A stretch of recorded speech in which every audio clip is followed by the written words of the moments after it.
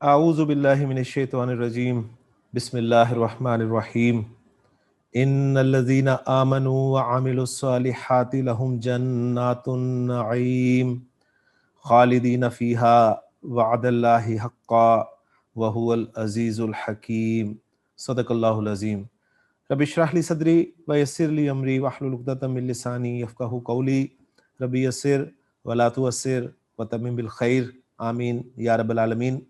آج کے سبق میں ہم انشاءاللہ تعالیٰ سورہ لقمان کی دو آیات، آیت نمبر 8 اور آیت نمبر 9 کو گرامیٹیکلی انالائز کریں گے۔ دو مختصر آیات ہیں، انشاءاللہ تعالیٰ آج کے لیکچر میں ہم انہیں انالائز کرنے کے قابل ہوں گے۔ تو دونوں آیات آپ اسکرین پہ لکھی دیکھ رہے ہیں۔ رول نمبر 1 سے میں درخواست کروں گا کہ وہ ان میں سے پہلی آیت جو ہے اس کو وہ انالائز کریں گی، اس کے بعد پھر اگلی آیت جو ہے وہ کوئی اور اسٹوڈنٹ جو ہے وہ انالائز کریں گے انشاءاللہ تعالیٰ۔ تو رول نمبر 1 سے میں درخواست کرتا ہوں کہ وہ اس آیت کا انالیسز شروع کریں۔ آیت نمبر 8 کے ہم لوگ سب سے پہلے 2 حصے کریں گے۔ جی، پہلا حصہ ہوگا ان الذین آمنوا وعملوا الصالحات، اور دوسرا حصہ ہوگا لہم جنات النعیم۔ پوری آیت جو ہے اس کے اگر ہم حروف اسماء اور افعال کو الگ الگ دیکھیں تو اس کے حروف 3 ہیں، انا، واو، لام، ٹھیک ہو گیا۔ اور اسماء بھی اس میں 3 ہیں، اور 2 صفات ملا کے اسماء 5 ہو جاتے ہیں۔ اسماء جو ہیں وہ الذین ہم جنات، اور اس کے علاوہ دونوں صفات جو ہیں وہ الصالحات النعیم۔ ماشاءاللہ۔ اور افعال جو ہیں اس میں وہ بھی 2 ہیں، آمنو اور عاملو۔ جی، سب سے پہلے ہم لفظ انا کی طرف آئیں گے۔ انا جو ہے اس کے بارے میں تھوڑی سی ابتدائی کچھ تفصیل، بیسک چیز، کچھ باتیں بتا دیں تو جملے کو تجزیہ کرنا آسان ہو جائے گا اور آگے آنے والوں کے لیے بھی آسانی ہو جائے گی۔ جملہ اسمیہ میں تاکید پیدا کرنے کے لیے عموماً جملے کے شروع میں لفظ انا کا اضافہ کیا جاتا ہے۔ جملہ اسمیہ پر جب انا داخل ہوتا ہے تو جملہ اسمیہ میں ایک اعرابی تبدیلی پیدا ہوتی ہے، اور وہ یہ کہ جملہ اسمیہ کا مبتدا حالت نصب میں چلا جاتا ہے۔ ماشاءاللہ ماشاءاللہ۔ اور اس کے علاوہ جملہ اسمیہ میں انا کے داخل ہونے کے بعد جملہ اسمیہ کا مبتدا انا کا اسم اور خبر انا کی خبر کہلاتی ہے۔ Excellent excellent. اور اس کے علاوہ انا جو ہے یہ حروف مشبہ بالفعل بھی کہلاتے ہیں۔ حروف مشبہ بالفعل جو ہیں یہ 6 حروف ہوتے ہیں۔ ان 6 حروف کو انا و اخواتہما بھی کہا جاتا ہے۔ انا و اخواتہا، انا و اخواتہا۔ اس کے علاوہ ایک اور چیز جو انا کے بارے میں ہے وہ یہ کہ انا کے آنے کے چند مقامات ہوتے ہیں۔ ہمارے مذکورہ آیت میں انا کا جو ایک مقام ہے وہ یہ ابتدائے کلام میں ہے۔ اوکے ہو گیا، ماشاءاللہ۔ تو یہ انا اور اس کا ترجمہ ہے بے شک، جو جملے میں تاکید پیدا کر رہا ہے۔ اس کے علاوہ اگلا لفظ، اگلا حرف، اگلا اسم ہے الذین۔ یہ الذین کے بارے میں بھی تھوڑی سی تفصیل یہ ہوگی کہ یہ اسماء موصولہ میں سے ہے، اور اسماء موصولہ جو ہیں یہ مبنی ہوتے ہیں سوائے مثنیٰ کے۔ اسماء موصول چونکہ مبہم ہوتا ہے، اس سے واضح نہیں ہوتا کہ کون مراد ہے، اس لیے اس کے ابہام کو دور کرنے کے لیے اس کے بعد ایک جملہ اسمیہ یا فعلیہ لایا جاتا ہے، یا پھر شبہ جملہ جیسے جار مجرور یا ظرف اور مضاف الیہ کہتے ہیں لایا جاتا ہے، جسے صلۃ الموصول کہتے ہیں۔ اسم موصول اور صلہ مل کر جملے کا حصہ بنتے ہیں۔ جی ماشاءاللہ، جی بالکل ٹھیک ہے۔ جی، تو اسماء موصولہ جو واحد اور جمع ہوتے ہیں یہ مبنی ہوتے ہیں، جبکہ مثنیٰ جو ہوتے ہیں یہ معرب ہوتے ہیں۔ مبنی اور معرب کے بارے میں بھی چھوٹی سی ایک تفصیل بتا دوں، بعض اوقات یہ بات مبہم رہ جاتی ہے۔ مبنی یعنی وہ لفظ جس کا آخر عامل کی وجہ سے لفظاً نہ بدلے، بلکہ ایک تبدیلی محلاً آتی ہے، جو اس کے محل میں تبدیلی آتی ہے، جیسے جس کو محلی اعراب کہتے ہیں۔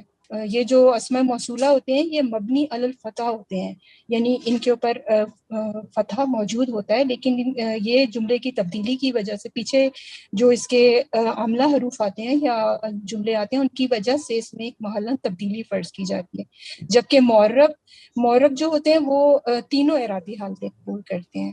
اچھا، اس میں ایک چھوٹی سی بات آپ نے بتائی ہے کہ جو اسماء موصول ہوتے ہیں یہ مبنی ہوتے ہیں فتح کی علامت پر، یہ آپ نے کہا ہے؟ مبنی علی الفتح ہوتے ہیں، نہیں تو جیسے سارے کہ نہیں ہوتے نا، الذین ہی ہے نا صرف۔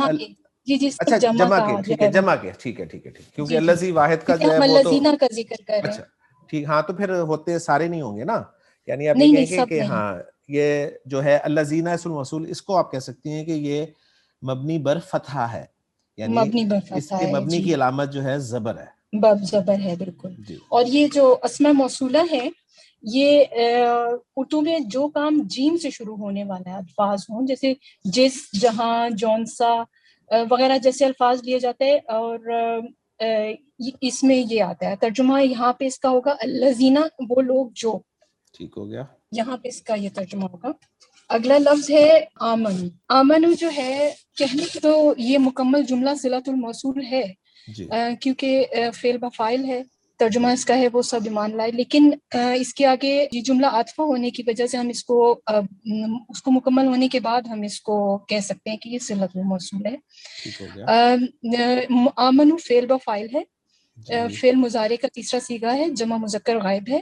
ایک منٹ، ضمیر فعل مضارع کا نہیں ہے، آمنو فعل ماضی کا ہے. سوری فعل ماضی کا ہے، فعل ماضی کا ہے، اور ضمیر مرفوع متصل ہے، اور مصدر ہے، اور سوری فعل معروف ہے. ایک منٹ، اس میں مصدر کہاں سے آ گیا؟ سوری مصدر نہیں، فعل معروف ہے. جی فعل معروف ہے، مصدر بالکل صحیح نہیں ہے کیونکہ فعل بفاعل ہے اور فعل معروف ہے. جی جی اچھا، اس کا جو مادہ حروف ہے یہ حمزہ میم نون ہے، ٹھیک ہے. باب سین سے ہے، اور ثلاثی مزید فی میں یہ باب افعال سے ہے. آمنا یؤمنو ایمانن، اچھا اور یہ غیر سے ہی فعل. ایک منٹ ہم رکیں گے یہاں پہ. جس لفظ کے بارے میں ہم بات کر رہے ہیں نا، یہاں پر ہم بات کر رہے ہیں آمنو کی، ٹھیک ہے. تو حمزہ میم نون کو آپ نے یہ بتانا ہے کہ یہ یہاں پر باب فعال سے ہے مزید فی باب کے، ٹھیک ہے. یہاں پر باب سین کا ذکر کرنے کی ضرورت نہیں ہے ہمیں. ٹھیک ہے سر. جی اچھا، وہ اگر ثلاثی مجرد ہوگا تو پھر ہم اس کو جی اگر وہ ورڈ یہاں پر جی ثلاثی مجرد کا کوئی صیغہ استعمال ہو رہا ہے تو ہم کہیں گے کہ یہاں پر یہ باب سین سے استعمال ہوا ہے. سر مجھے یہاں خود کو ایک کنفیوژن ہے. وہ کنفیوژن یہ ہے سر کہ باب آمن جب آتا ہے تو اس کا معنی جو ہے وہ جیسے اگر صرف ایمان کے بارے میں بات کیا جائے تو وہ ایک ایمان ہوتا ہے جو ہمارا فعل ہوتا ہے، ایمان ہوتا ہے. لیکن جب باب افعال کے بارے میں بات کیا جاتا ہے تو اس میں اس کا ترجمہ ہو جاتا ہے کہ کسی نے امن دیا، کسی کو امن دینا. دیکھیں ایک لفظ کے معنی ہوتے ہیں لغوی معنی، ٹھیک ہے، جی ایک اس کے معنی ہوتے ہیں اصطلاحی معنی. تو لغوی صحیح. معنی جو ہے آمنا یؤمنو ایمانن کے، اس کے لغوی معنی یہی ہوں گے کسی کو امن دینا. کلیئر ہو گیا. جی اور پھر جی جب جی ہماری اصطلاح میں یہ لفظ استعمال ہوتا ہے تو اس وقت ایمان لانا کے معنی میں استعمال ہوتا ہے. جی کیونکہ ڈکشنری پوائنٹ آف ویو سے ہم جو ترجمہ اس میں کر رہے ہیں وہ لوگ جو ایمان لائے، جی ظاہر تو بات ہے کیونکہ اس وقت اس کے پوائنٹ ہماری آف ویو سے میچ نہیں کر رہا. جی اس وقت ہماری جو ہے وہ اصطلاح میں بات ہو رہی ہے نا، ان الذین آمنوا، بے شک وہ لوگ جو ایمان لائے. یہاں پر یہ ترجمہ ایمان تو نہیں لائے، ہم کریں گے نا کہ بے شک وہ لوگ جنہوں نے امن دیا. یہ کیونکہ باب فعال سے ہے، غیر صحیح فعل ہے، تو اور غیر صحیح فعل میں یہ محموز الفا ہے. اگر آپ کہیں تو محموز الفا کی ڈیٹیل بتا دوں، نہیں تو یہ پہلے آیات میں گزر جی چکی ہے. بالکل، یہ ہو چکی ہے، تفصیل سے بات ہو چکی ہے، اس پہ ضرورت نہیں ہے بات کرنے کی میرے خیال میں. آگے چلیں. ٹھیک ہے، کیونکہ جو اگر کوئی دیکھنا چاہے تو آپ کی کتاب میں یہ ماشاءاللہ بڑے اچھے ڈیٹیل کے ساتھ ہے موجود. تو اس کے علاوہ اس کی تبدیلی کے بعد یہ حروف بن جائیں گے آمنا یؤمنو ایمانن. جی اس میں تبدیلی کے بعد یہ تبدیلی آ جائے گی. ترجمہ ہے وہ سب ایمان لائے. ٹھیک اگلا ہو گیا. حرف ہے وعاملو. واو عاطفہ ہے، عاملو فعل بفاعل ہے. اس کے مادہ حروف عین میم لام ہے. ٹھیک ہے. عاملہ یا عاملو باب دعا سے ہے، ماضی کا تیسرا صیغہ ہے. نو اور باب غلط بولا ہے آپ نے. اس کا عین میم لام اس کے مادے کے حروف ہیں، لیکن یہاں تو ماضی کا صیغہ ہے تو یہ پھر ذوات سے تو آ ہی نہیں رہا. اگر یہ باب ذوات سے ہوتا تو پھر عملو ہوتا نا. جی سر، یہ تو عملو ہے. ماضی پھر تو سے ہمیں خود بتا رہا ہے نا لفظ کہ یہ فاعلو کے جی وزن پہ ہے. تو فاعلہ جی جی یعنی واحد اس کا لفظ ہوگا فاعلہ. فاعلہ یا تو باب سین ہوتا ہے یا باب ہا ہوتا ہے، جی ٹھیک سر. ہے نا. تو یہ باب یا ہا سے ہے یا پھر باب سین سے ہے. صحیح ہو گیا. سر دعا سے تو ہو ہی ٹھیک ہے نہیں سر. سکتا، یہ دعا سے تو ہو ہی نہیں سکتا. یہاں پہ ماضی کا صیغہ ہے اور عین کلمہ جو ہے یعنی درمیان والا حرف جو ہے وہ زیر کے ساتھ ہے، اور ثلاثی مجرد ہے. ظاہر بات ہے کیونکہ جی عین جی میم لام 3 حروف نظر آ رہے ہیں، باقی واو اور الف تو صیغے کے حروف ہیں. ٹھیک ہو گیا. جی بالکل. تو جی ثلاثی مجرد میں ہے تو ثلاثی مجرد میں 2 ہی باب ایسے ہوتے ہیں جن میں درمیان والا حرف یعنی عین کلمہ جو ہے وہ زیر کے ساتھ ہوتا ہے. وہ یا تو باب حسبہ یحسبو ہے یا باب وہ سمیع اسم ہوا ہے. اور حسب یاسبو کے حوالے سے میں نے اپنے لیکچرز میں یہ بات بتائی ہے کہ اسے گنتی کے 10 افعال قرآن مجید میں استعمال ہوئے ہیں, گنتی کے, ٹھیک ہے.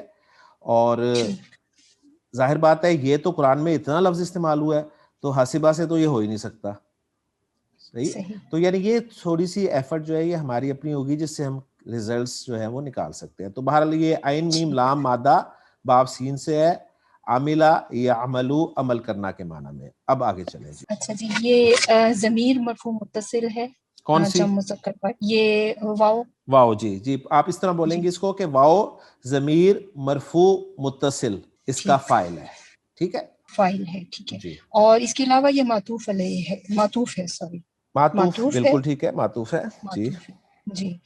اور اس کا آگے اگلا لفظ ہے الصالحات. الصالحات مفعول بہی ہے, ٹھیک ہے, نصبی حالت میں ہے. اور اس کے بارے میں مجھے آپ کے لیکچرز میں سے ہی ملا ہے سورہ بقرہ کی آیت نمبر 25 میں آپ نے بتایا تھا کہ الصالحات موصوف الاعمال کی صفت ہے. جی ماشاءاللہ, یہ جمع مؤنث ہے, جمع مؤنث ہے. اور قاعدے کے مطابق اب اس میں دیکھنا یہ کہ صالحات مؤنث کیوں آئی ہے اور جمع کیوں آئی ہے. تو اس میں اس کو دیکھنے کے لیے ہم دیکھیں گے کہ موصوف اگر غیر عاقل کی جمع ہو تو صفت واحد مؤنث آتی ہے, لیکن یہ واحد مؤنث نہیں ہے, یہ جمع مؤنث ہے. جمع مؤنث قاعدے کے مطابق کبھی کم ہوتا ہے لیکن ہوتا ہے اکثر کہ صفت کبھی جمع مؤنث اور جمع مکسر بھی آ سکتی ہے. بالکل صحیح ہے, ماشاءاللہ, ایکسلنٹ. تو اچھا, اب ان کو اگر ان کی ترکیب کی جائے تو یہ ہے کہ معطوف علیہ اور معطوف مل کر الذین موصول کا جملہ فعلیہ صلۃ الموصول, اور الذین آمنوا وعملوا الصالحات مل کر انا کا اسم بنا جو مانن منصوب ہے. ٹھیک ہو گیا. اب میں تھوڑا سی اس میں تھوڑا سا میں اسے پالش کر دوں. تو یہ آپ نے الفاظ کو تو بڑے اچھے انداز میں انالائز کر دیا ہے.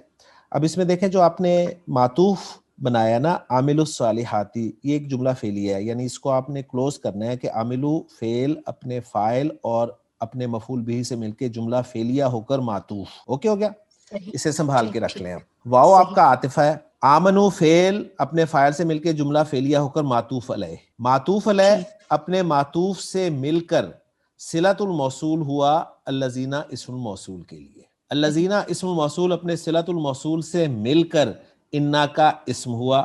انا کا اسم چونکہ منصوب ہوتا ہے لہٰذا یہاں پر ہم الذین کو اس محلن منصوب کہیں گے. ٹھیک ہو گیا. تو اب انا کا اسم ہمارا پورا ہو گیا. اب ہم انا کی خبر کی طرف آتے ہیں. جی, تو یہ جملے کا دوسرا حصہ ہے, وہ ہے لہم جنات النعیم.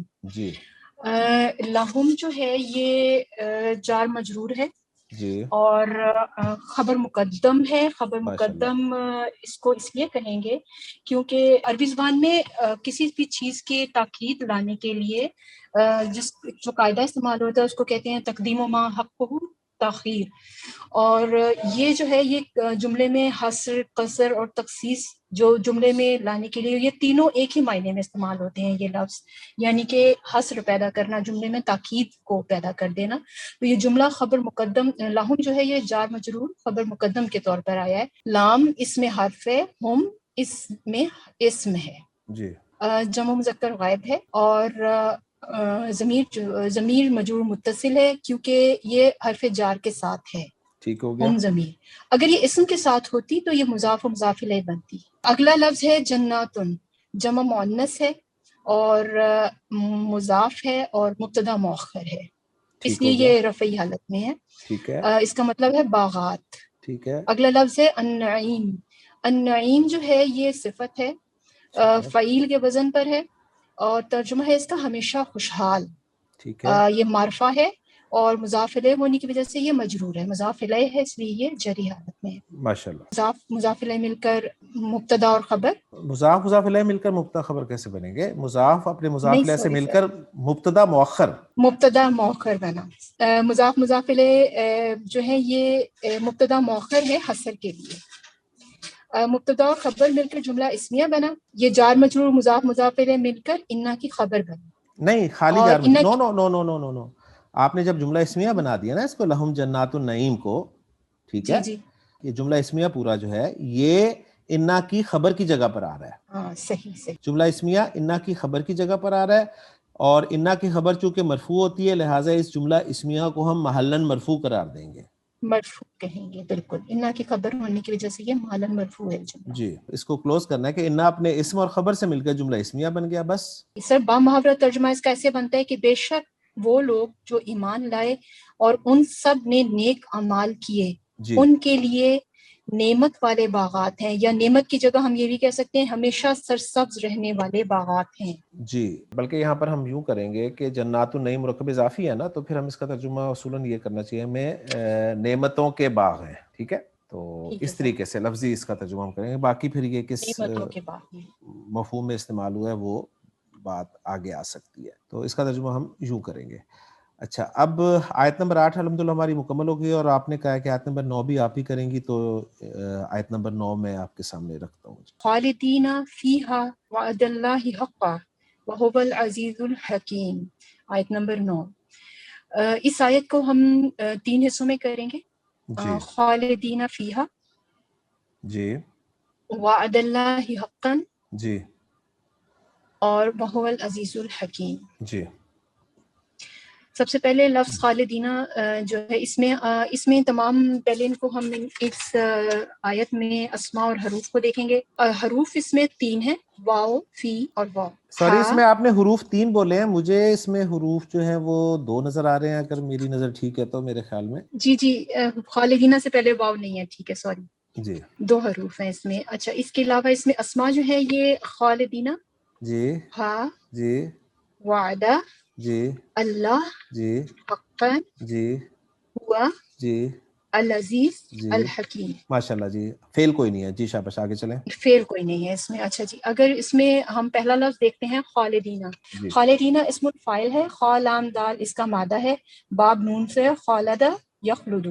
جمع مذکر کے لیے یہ خالدون رفعی حالت میں ہے، اور نصبی اور جری حالت میں یہ خالدینہ ہوتا ہے۔ اب ٹھیک اس ہے کو دیکھنا یہ ہے کہ یہ نصبی حالت ہے یا جری حالت ہے، تو اس سے پہلے ہم اس سے پہلے والے جملے کو دیکھیں گے۔ اگر اس سے پہلے کوئی لفظ جار مجرور آ رہا ہے یا پھر یہ خود مضاف الیہ بن رہا ہے، تو یہ جری ہے، کیونکہ جو دونوں نہیں یہاں پہ بن رہے، تو پھر یہ یقیناً جی نصبی حالت میں، نصبی حالت۔ یہاں پر تھوڑا سا رکوں گا، آپ نے جو کہا نا اس سے پہلے والے جملے کو دیکھیں گے، نہیں جملے کو نہیں دیکھیں گے، ہم اس سے پہلے دیکھیں گے کچھ لگا ہوا ہے، اگر حرف جر لگا ہوا ہے تو پھر اسے مجرور کہیں گے، اگر یہ اس سے پہلے کوئی مضاف ہے تو یہ مضاف الیہ ہونے کی وجہ سے مجرور ہوگا، تو خالدین سے پہلے کچھ نہیں لگا ہوا، ٹھیک ہے نہیں ہے تو ہم دیکھیں گے، تو یقیناً پھر یہ نصبی حالت میں ہے۔ جی نصبی حالت میں ہے تو ہم منصوبات کی طرف آئیں گے۔ منصوبات جو کہ 9 ہیں، ان میں سے یہ حال کے کیٹیگری میں پورا ماشاء اترتا ہے۔ اللہ ماشاء اللہ ماشاء اللہ حال جو ہے وہ منصوب اسم ہے جو فعل واقع ہونے کے وقت فاعل یا مفعول دونوں کی حالت کو بیان کرتا ہے۔ ٹھیک ہو گیا۔ اور اس کے علاوہ حال کے لیے ایک ذوالحال ہوتا ہے، اور ذوالحال جو ہے وہ نکرہ ہوتا ہے۔ ذوالحال، ان میں جنس اور عدد کے سوری غلطی کر گئی آپ، حال نکرہ ہوتا ہے، حال نکرا ذوالحال ہوتا ہے، معرفہ ذوالحال ہوتا ہے، معرفہ ہوتا ہے، جی معرفہ ہوتا ہے۔ اور جو حال ہیں وہ ایک سے زیادہ بھی ہو سکتے ہیں، جنس اور عدد کے اعتبار سے ان میں مطابقت ہوتی ہے۔ حال جو اس جملے میں ہے یہ اس کی نسبی حالت ہے اور حال ہے، اس کا ترجمہ ہے ہمیشہ رہنے والے۔ ٹھیک ہو گیا اس کے آگے ہے لفظ فیہا۔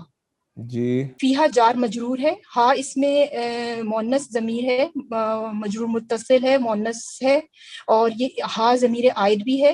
جو ضمیر عائد جو ہے وہ جملہ اگر خبر، صلہ، حال یا صفت ہو تو خبر کو مبتدا کے ساتھ، صلہ کو موصول کے ساتھ، حال کو ذوالحال کے ساتھ، صفت کو موصوف کے ساتھ جوڑنے کے کام آتی ہے۔ جی، لیکن اس کے علاوہ یہاں پر یہ جملہ تو بن ہی نہیں رہا نا، اسے جی نہیں جملہ نہیں بن رہا، ویسے میں اس کے بارے میں بتا رہی تھی، یہ نہیں یہاں ضمیر پر عائد نہیں بنتی یہاں پہ۔ نہیں، ضمیر عائد نہیں ہے نا، یہ ضمیر ہے سمپل، ٹھیک ہے، جو کہ لوٹ رہی ہے جنات کی طرف، بس۔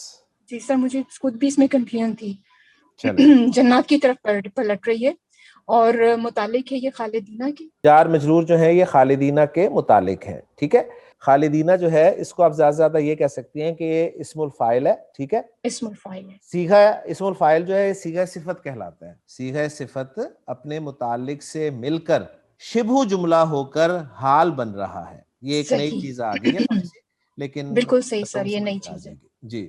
یعنی خالدینہ یعنی جو بھی صیغہ صفت آئے گا نا، یعنی اسم الفاعل آ جائے، اسم مفعول آ جائے، صحیح ہے، ان کو گرامر والے جو ہیں وہ صیغہ صفت کہتے ہیں۔ اس میں تفضیل کو بھی صیغہ صفت کہا جاتا ہے، صفت مشبہ کو بھی صیغہ صفت کہا جاتا ہے، اس میں منصوب کو بھی صیغہ صفت کہا جاتا ہے۔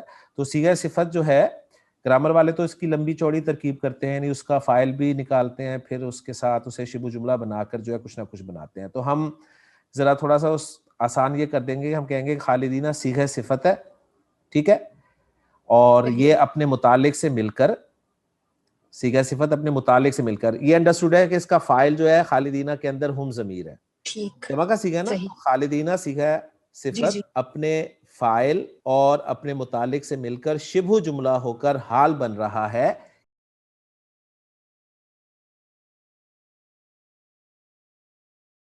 ٹھیک ہو گیا نا، اس کے لیے تو انہی کا حال بیان کیا جا رہا ہے نا. بالکل بالکل سر. جی اب چلیں آگے. ٹھیک، اگلا لفظ ہے وعدہ. وعدہ جو ہے یہ وعدہ باب ضاد سے، واو عین دال اس کے مادہ حروف ہے، باب ضاد سے ہے.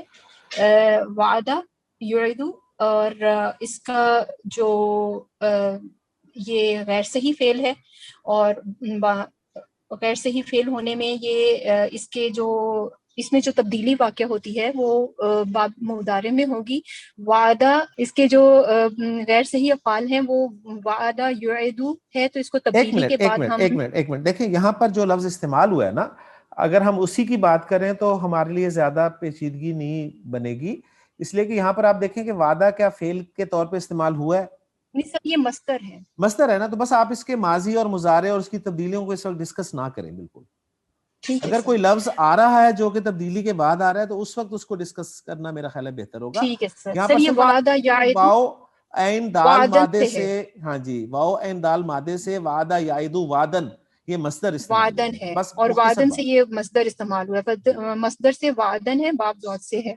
اور اس کے علاوہ یہ مفعول یہ مضاف ہے، جی اور ہونا تو یہ رفعی حالت میں چاہیے تھا، لیکن یہ مفعول مطلق بھی ہے، اس لیے یہ حالت نصبی میں ہے. مفعول مطلق کے بارے میں اگر آپ کہتے تو میں اس کو تھوڑی سی بتا سکتی ہوں، یا نہیں ابھی تو دیکھیں نا ہمارے ذہن میں یہ بالکل سوال ہی نہیں پیدا ہوا کہ یہ مفعول مطلق ہے یا کیا ہے. ابھی تو ہم صرف ہمارے ذہن میں اگر سوال پیدا ہوا ہے نا تو یہ ہوا ہے کہ وعدہ جو ہے اس کی یہ منصوب فارم میں استعمال ہوا ہے. کیوں ہوا ہے اس کو ہم بعد میں دیکھیں گے، پہلے ہم ذرا اس کو پورے حصے کو انالائز تو کر لیں نا. وعدہ مضاف تک آپ نے بات کر دی ہے، وہاں تک ٹھیک ہے. اس کے بعد آپ مضاف الیہ مینشن کریں، ٹھیک ہے، کہ جی اس میں اللہ جو ہے اس کے مضاف الیہ، جی اللہ جو ہے وہ اس میں جلالہ ہے، حالت جری میں مضاف الیہ ہے. ٹھیک ہو گیا. اور حقاً مفعول مطلق ہے، جی حالت نصبی میں ہے. ترجمہ ہے اس کا سچا. وعد ٹھیک ہو اللہ گیا. مضاف الیہ اور مفعول مطلق سے مل کر نہیں اب یہ وعدل اب آپ نے حقاً کو جب منصوب مفعول مطلق کہہ دیا نا، اب آپ اس کی طرف آئیں گی، وعدہ کی نسب کو جسٹیفائی کریں گی کہ وعدہ کی نسب کیوں ہے. تو وعد اللہ ہی کی بھی نسب جو ہے یہ بھی ایک مفعول مطلق ہونے کی وجہ سے ہی ہے. ٹھیک ہے، اب کس کا مفعول مطلق ہے؟ ظاہر بات ہے کسی فعل کے لیے مفعول مطلق آتا ہے نا، تو یہاں پر فعل جو ہے وہ محذوف ہے. محذوف ہے، صحیح. ٹھیک ہے، سر یہ جو فعل محذوف ہے، جی اور مفعول مطلق میں سمپل سا اصول ہے کہ جو مفعول مطلق بن رہا ہوتا ہے، صحیح ہے، وہی عام طور پر فعل محذوف مانتے ہیں آپ. تو وعدہ سے ہی آپ نے نکالا ہے نا، تو آپ اس کا جو فعل محذوف مانیں گی وہ کہیں گی وعدہ، وعد اللہ، ٹھیک ہے، وعدن، یعنی اس کو اس طریقے سے ہم لے لیں گے وعد اللہ وعدن. یہ جو وعد اللہ ہی ہے نا از اکول ٹو وعد اللہ وعدن. ٹھیک ہو گیا.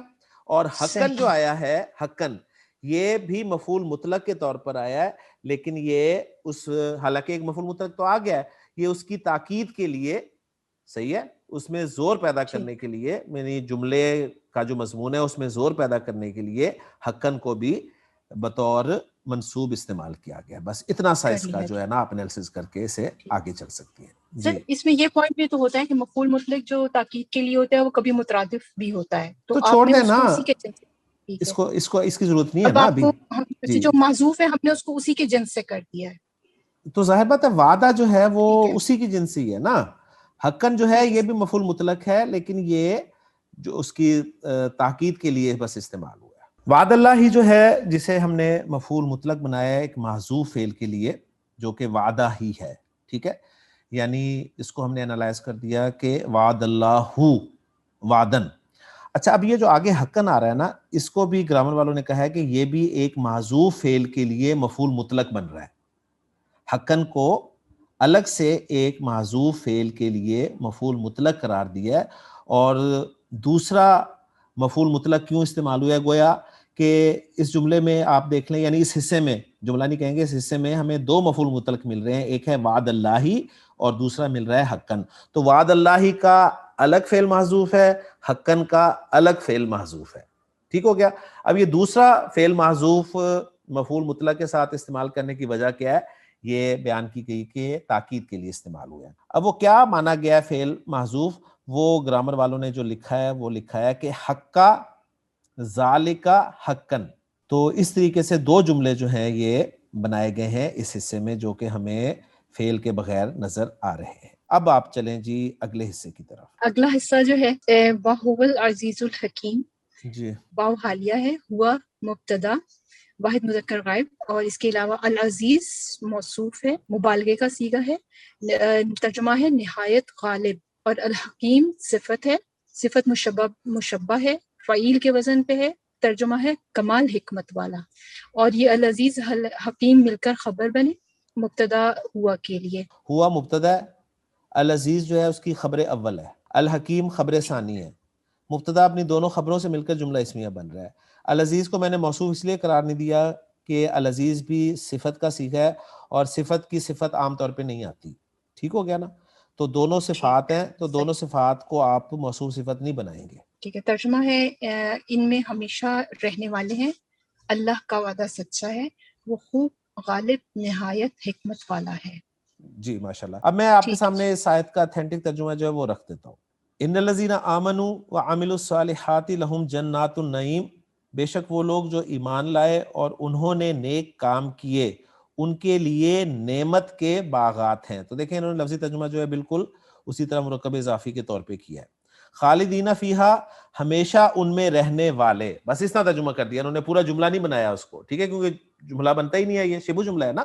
ہمیشہ ان میں رہنے والے، وعد اللہ حقن، اللہ کا وعدہ ہے سچا، وہو العزیز الحکیم، اور وہی سب پر غالب کمال حکمت والا ہے۔ تو الحمدللہ جی سورہ لقمان کی دو آیات ہم نے مکمل کر لی ہیں، آیت نمبر 8 اور آیت نمبر 9۔